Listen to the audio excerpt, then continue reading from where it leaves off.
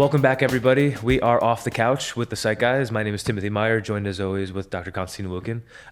So, Konstantin, what's on our mind today? I saw this clip. Okay. I don't even know where, some social media platform, and I wanted us to take a look, and then I really want to talk about that. All right. Let's check it out. Yeah, let's check it out. If you don't think money can buy happiness, you don't know where to shop. You can get money and then go save the world. You can get money and save the forests in Brazil. You make money and go save global warming. But without money, you can't save a thing. Don't you understand? I like the way he's started. I mean, the other stuff is fine too. But like, if you don't think money can buy happiness, you're shopping in the wrong place. I know it's kind of provocative, but I kind of agree. Not because greed is good, like the 1980s kind of thing. Because as you know, your typical research when it comes to financial health or SES level and happiness, satisfaction, is there's a correlation, right? So up. The more kind of money you have to a particular point, the happier you are. But at some point, it begins to plateau, right? Yep. Because the thinking there is, if you have a house and you have a second home or you have a yacht or whatever it is that you have, like how happy are you going to be if you have a third home or even a second home or a second car? Like how much happier are you really going to be? Yeah. Right. But to me, it's fundamentally flawed because the research talks about just egotistical pleasures. Like what I want. It's about me and how many boats do I have and how much clothes do I have, right? Yeah, at some point, if you have, 20 Gucci whatevers, or even one, like how many do you need to make yourself happy, right? Right. So to that point, yeah, it makes total sense that money doesn't buy happiness at some point. Obviously, once your basic needs are met, obviously, adjusting for where you live in what part of the world, right? Like once that's taken care of, yeah, money doesn't seem to increase satisfaction much. Yeah. Totally agree. But to me, the fundamental piece, and I think he's alluding to this here, and actually sometimes stating it explicitly, is that, but that's so egotistically based. You can, let's take Jeff Bezos, or you take Elon Musk, or you take any of these super wealthy billionaires, right?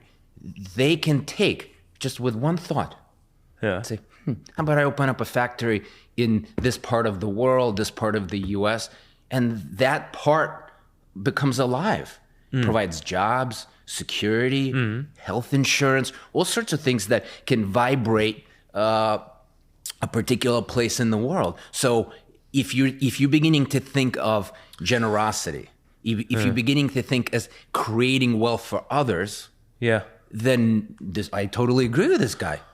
Okay, so I get what you're saying. So what a lot of people see, I'm thinking about that upward trend of like the more money you make, the happier you get. You see that upward trend, but then you do see it plateau off. And what I think you're saying, and tell me if I got this right, most people keep thinking that they will be more and more happy the more and more they earn. Right. But in that line going up, it's all about like meeting our basic needs and meeting all the things that we want. And at some point that's going to end because you got all the things that you want and all that sort of stuff. And if you keep working at it that way to accumulate more things or buy more cars or houses or purses, that's not going to make you happy.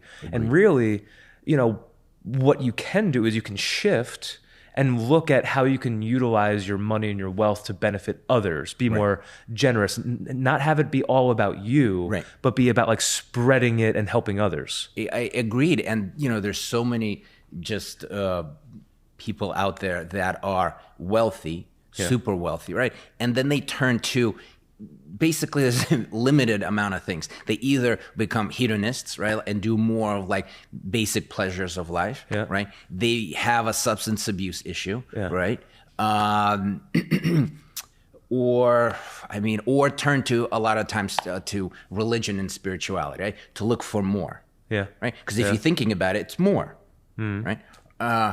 But to me, kind of what I was trying to say before, and what this gentleman is saying, and kind of what you, I think, did really well, a great job of summarizing, is that, well, start looking about others, creating things for others. Don't buy more things. Open up, if you have money, open up a school. Yeah.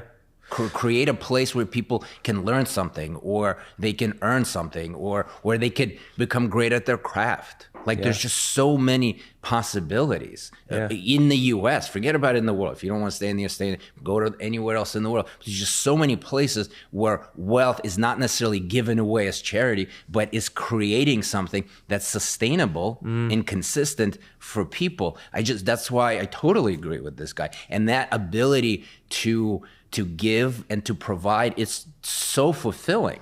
Yeah. In so many different ways. So, a topic that I end up speaking to a lot of people about over the years is legacy. And how it comes up mostly with older gentlemen.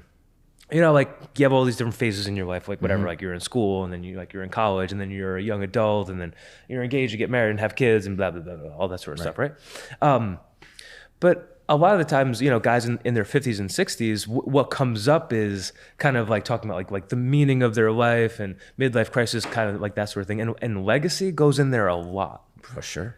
And so I'm thinking that if folks are able to kind of pivot using this video and using this conversation, if they're able to pivot their way of looking at money and happiness, adding in legacy there, giving back, creating something, I think that that's probably a phenomenal way to leave a legacy. What do you think? I totally agree, because again, it goes back into giving back. To me, legacy is created by something that's sustainable and something people are benefiting from. I feel like those are the two pillars of what legacy is all about, right? Like when somebody's able to donate money to create a wing, if we're talking about that level of wealth, like at a hospital or a school or something like that. Well, you're trying to help.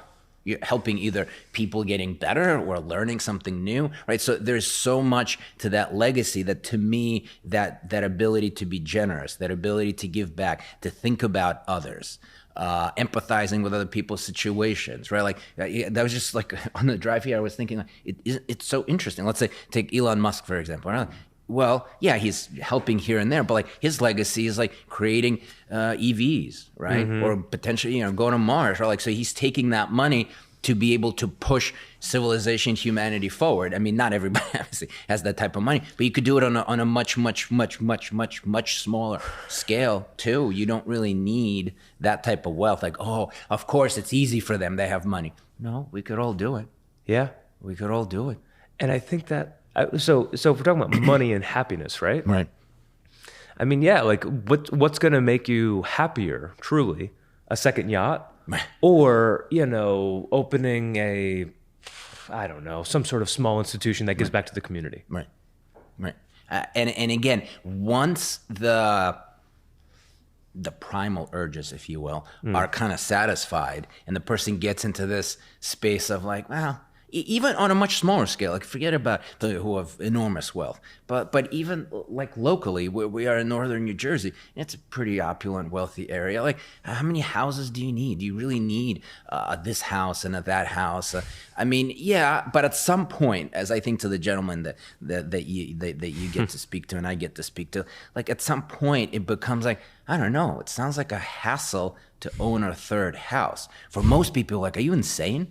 This would be amazing to have a third house. But I remember having conversations like, it's a house, I have to go. I don't even want to. I don't even know if I want to go there. I think I have the perfect story for this. Okay. So was working with this guy, older guy, and he was telling me that he has a Porsche 911. And I go, oh, yeah, I must imagine you must really like it. And he goes, it's just... These are his words, not mine. He calls it his middle-aged douchebag machine. Oh, and he's honest, I like it. He's like, if you see anyone driving around in a Porsche 11, I can almost guarantee if you look at the driver's side window, it's a middle-aged douchebag, just like me. So obviously, very funny, blah, blah, blah. But what he was saying was, yeah, it was really nice when I got it, but now it's just a cool car. Right. So we were talking about kind of money in that way and talking about his thoughts and feelings, et cetera. And then sessions later, weeks, however much later, he was talking about how he has a neighbor and her parents passed away, and so she was, I guess, technically orphaned, but she was in her early 20s, and it was her dream to go to medical school, and he paid for her to go to medical school.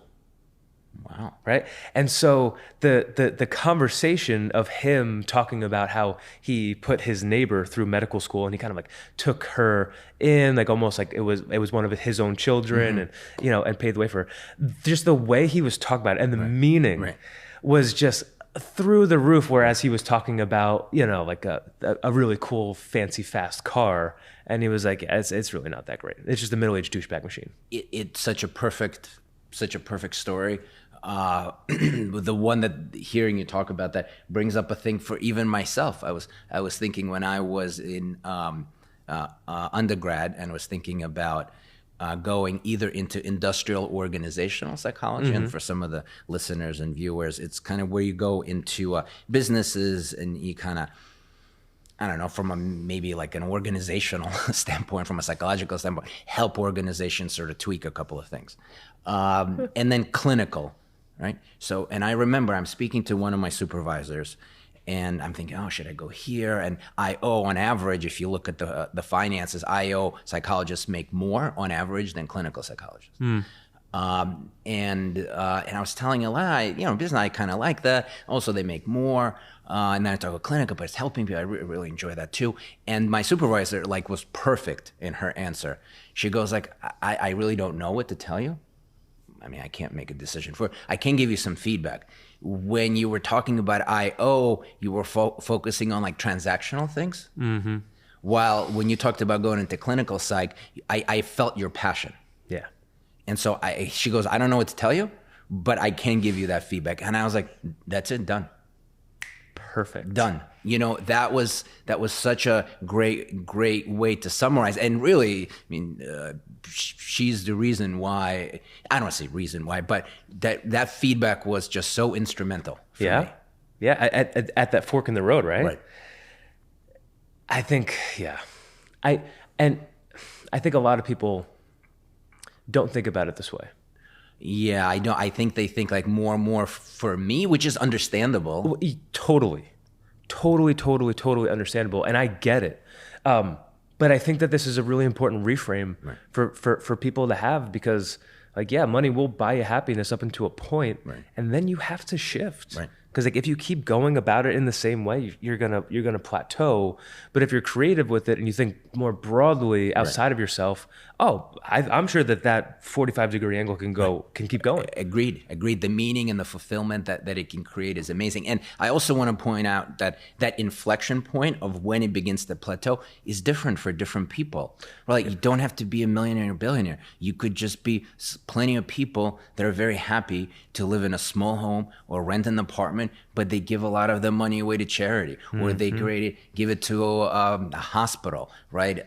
So there's many different, this inflection point of how much is really obviously a personal decision. Totally. But that inflection point and that contemplation of where you're feeling like, I'm not sure the money in themselves for me is important. But that doesn't mean that the ability, what money can create for others, the type of lifestyle, the freedom that it can provide for others is immeasurable, really, to me. So that would be my point, is to think about that inflection point for everybody. Even if you make $40,000 or $20,000 or $80,000, it's not about the money. It's about when do you find that spot of where you beginning, to your point, shift to generosity, to creating legacy, fulfillment in your life that goes above and beyond just like your temporary pleasures that we think about, like money doesn't buy you happiness. Yeah, the third yacht, third car, third house, 24th shirt isn't really going to get you to the same place. So it's an invitation, I guess. It's an invitation for people to think about money in that way. You know how they say that money is the root of all evil. Yeah, it's not, money is not the root of it. It's how people look at it and what they do with it. That's potentially more of what it points to. So it's just my call, my invitation for people to think of it that way, because then your happiness is boundless. I like it. I'm glad that you saw that video, and I'm glad that you brought it in today. I really like it. Awesome. All right, guys. Thanks so much, and tune in next time. Take care.